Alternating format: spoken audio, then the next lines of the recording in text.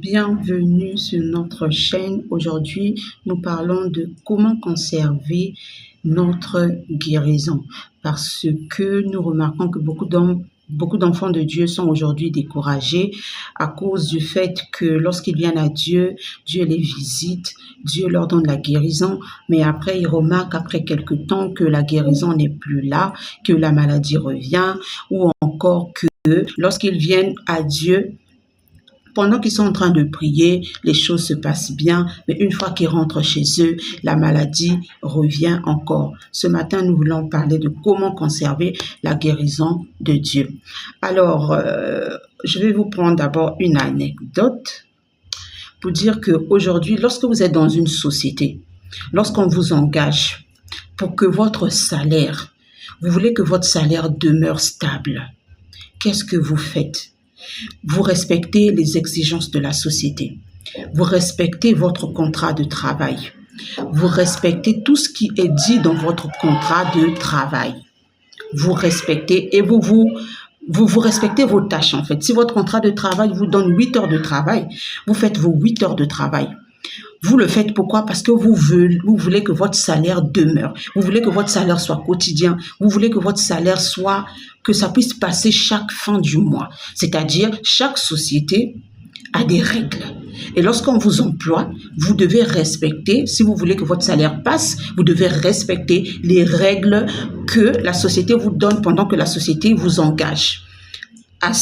Par exemple, 8 heures de travail. Faites 8 heures de travail, votre salaire passe. Vous venez de lundi à samedi, vous le faites, vous le respectez. Regardez comment nous nous plions à pouvoir respecter les exigences de notre travail parce que nous voulons que notre salaire continue de passer. Il y a des gens qui ont fait 10 ans de travail, mais parce qu'ils respectent fidèlement les exigences de leur contrat. Et il y a des gens qui vont même plus loin encore. Ils deviennent bien avec leurs responsables parce qu'en disant forcément, vous allez créer une certaine relation avec votre responsable et tout.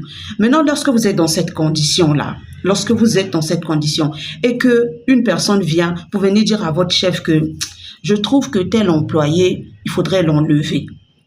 Je trouve que tel employé n'est pas à sa place, ou il faudrait peut-être que vous puissiez enlever tel employé pour remplacer un tel ou exposer tel employé et tout.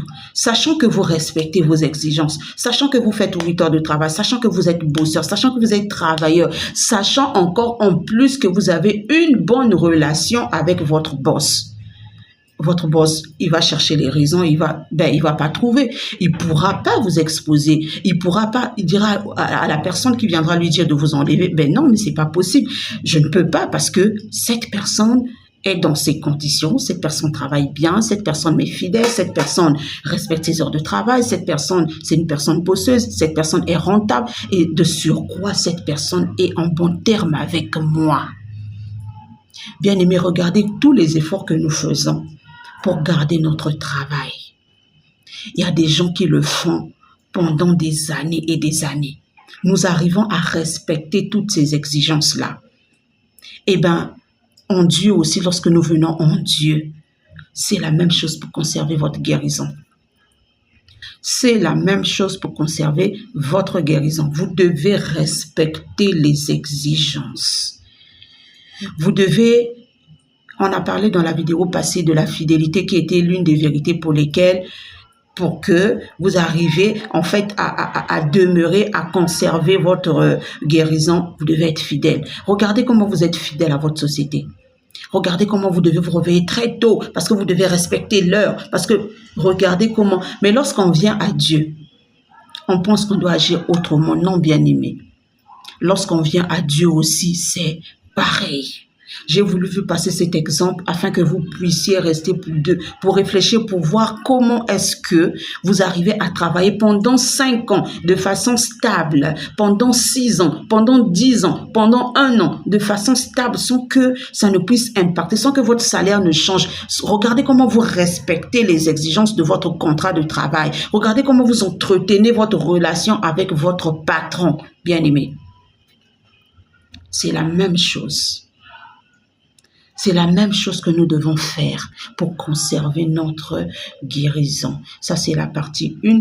La partie 2, nous commençons par énumérer maintenant qu'est-ce qu'il faut faire pour conserver notre guérison. J'ai voulu partager avec vous cet exemple déjà pour vous mettre dans le bain. Et maintenant, nous allons passer à la pratique pour savoir quelles sont ces choses-là. Elles sont pas, la liste n'est pas exhaustive, bien sûr, mais quelque chose, certains éléments qu'il faut prendre en compte de la même manière que vous respectez les exigences de votre contrat de travail pour pouvoir mériter votre travail, mériter votre salaire, pardon, chaque fin du mois.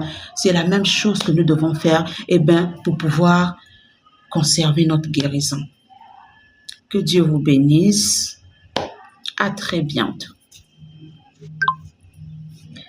Ok, ça fait 2.